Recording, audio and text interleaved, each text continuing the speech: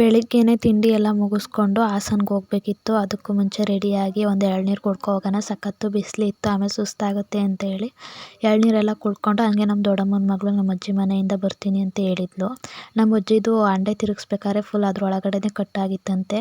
ಅದನ್ನು ಮತ್ತೆ ಬೇರೆ ತಗೊಂಡ್ರೆ ಸರಿ ಹೋಗಲ್ಲ, ಹೊಸದೇ ತಗೊಳ್ಳೋಣ ಅಂತೇಳಿ ಗೋಲ್ಡ್ ಶಾಪಿಗೆ ಹೋಗಿ ಅದನ್ನು ತೊಗೊಂಬಿಟ್ಟು ಅದನ್ನ ಹಾಕ್ಬಿಟ್ಟು ಬೇರೆ ಒಲೆ ತಗೊಂಡು ಹಂಗೆ ಹಣ್ಣೆಲ್ಲ ತಗೋ ಹೋಗೋಣ ಅಂತೇಳಿ ಹಣ್ಣೆಲ್ಲ ತಗೊಳ್ಳೋಕ್ಕೆ ಮಾರ್ಕೆಟ್ ಒಳಗಡೆ ಬಂದ್ವಿ. ಹಣ್ಣೆಲ್ಲ ತಗೊಂಡಾದ್ಮೇಲೆ ಜ್ಯೂಸ್ ಎಲ್ಲ 3 ಜನನೂ ಜ್ಯೂಸ್ ಕುಡ್ಕೊಂಡು ಹಂಗೆ ಒಂದು ಆಂಟಿ ಫ್ರೆಂಡ್ ಸಿಕ್ಕಿತ್ತು, ಆ ಆಂಟಿನೂ ಮಾತಾಡಿಸ್ಕೊಂಡು ನಮ್ಮ ಅಜ್ಜಿ ಮನೆಗೆ ಬಂದ್ವಿ. ನಮ್ಮ ಅಜ್ಜಿಗೆ ತಗೋ ವಾಲೆ ಹಾಕೋ ಅಂದರೆ ಬೇಡ, ಇವ್ರ ಮನೇಲೆಲ್ಲ ಯಾವುದೇ ಗೋಲ್ಡ್ ಆರ್ ಸಿಲ್ವರ್ ಏನಾದ್ರು ತಗೊಂಡ್ರು ಅಷ್ಟೇ ಅದನ್ನ ಫಸ್ಟು ಮಾಯಿಸ್ತಮ್ಮ ಅಂತೇಳಿ ಕೆರೆ ಏರಿ ಮೇಲೆ ಇದಿರೋದು, ಅಲ್ಲಿಗೆ ಹೋಗ್ಬಿಟ್ಟು ಈ ಥರ ಪೂಜೆ ಎಲ್ಲ ಮಾಡಿ ಆ ದೀಪಾವಳಿ ಹಬ್ಬದ ಟೈಮಲ್ಲೂ ಅಷ್ಟೇ ಸೀರೆ ಎಲ್ಲ ತಂದಿದ್ರು ಅಷ್ಟೇ. ಎಲ್ಲರ ಮನೇಲೂ ಸೀರೆ ಎಲ್ಲ ಹಾಕ್ಬಿಟ್ಟು ಈ ಮರದ ಮೇಲೆ ಅರಿಶಿನ ಕುಂಕುಮ ಎಲ್ಲ ಇಟ್ಟು ಆಮೇಲೆ ಪೂಜೆ ಎಲ್ಲ ಮಾಡಿ ಗಂಗಮ್ಮ ಅಂತೇಳಿ ಆ ಥರದ್ದೆಲ್ಲ ಪೂಜೆ ಎಲ್ಲ ಮಾಡಿಬಿಟ್ಟು ಆಮೇಲೆ ಅದನ್ನು ಹಾಕೋತಾರೆ. ಮತ್ತು ಗೋಲ್ಡ್ ಮತ್ತು ಸಿಲ್ವರ್ ಏನೇ ತಗೊಂಡ್ರು ಅಷ್ಟೇ, ಯಾವಾಗ ತಗೊಂಡ್ರು ಅದನ್ನ ಇಟ್ಟು ಪೂಜೆ ಮಾಡ್ಕೊಂಡ್ಮೇಲೆ ಅವ್ರು ಅದನ್ನು ಯೂಸ್ ಮಾಡೋದು.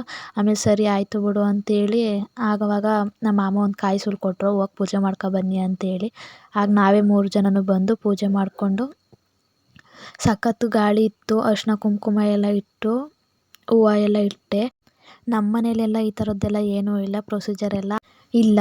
ನಮಗೆ ತಂದ ತಕ್ಷಣ ಹಾಕೋಬೇಕು, ಇಲ್ಲ ಅಂದರೆ ಅಂಗಡಿಲೇ ಫಸ್ಟ್ ಹಾಕ್ಕೊಂಡಿರ್ತೀವಿ, ಮನೆಗೆ ತಂದ ತಕ್ಷಣವೇ ಹಾಕೋತೀವಿ.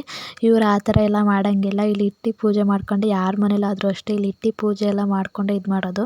ಹಂಗೆ ಸಖತ್ತು ಗಾಳಿ ಇತ್ತು, ಕರ್ಪೂರ ಎಲ್ಲ ಮೊದಲು ಹಚ್ಬಿಟ್ಟು ಆಮೇಲೆ ಗಂಧದ ಕಡ್ಡಿ ಹಚ್ಕೊಂಡು ಪೂಜೆ ಮಾಡಿದೆ. ಹಂಗೆ ನಮ್ಮ ದೊಡ್ಡಮ್ಮನ ಮಗಳೂ ಬಂದಿದ್ಲು, ಅವಳು ಪೂಜೆ ಮಾಡಿದ್ಲು.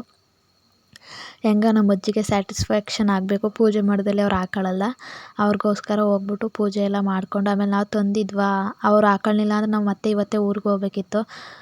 ಒಂಥರ ಅನಿಸುತ್ತೆ ಅಂತೇಳಿ ಆಯಿತು ಕೊಡು, ನಾವೇ ಪೂಜೆ ಮಾಡ್ಕೊಬಂದು ತಂದ್ಕೊಟ್ಟು ಹೋಗ್ತೀವಿ ಅಂತೇಳಿ ನಾನು ನಮ್ಮ ದೊಡ್ಡಮ್ಮನ ಮಗಳು ಹೋಗಿ ಅವಳು ಅಲ್ಲೇ ಇರ್ತಾಳೆ, ನಾವು ಮತ್ತೆ ಊರಿಗೆ ಬರಬೇಕಿತ್ತು ನಾನು ನನ್ನ ತಂಗಿ.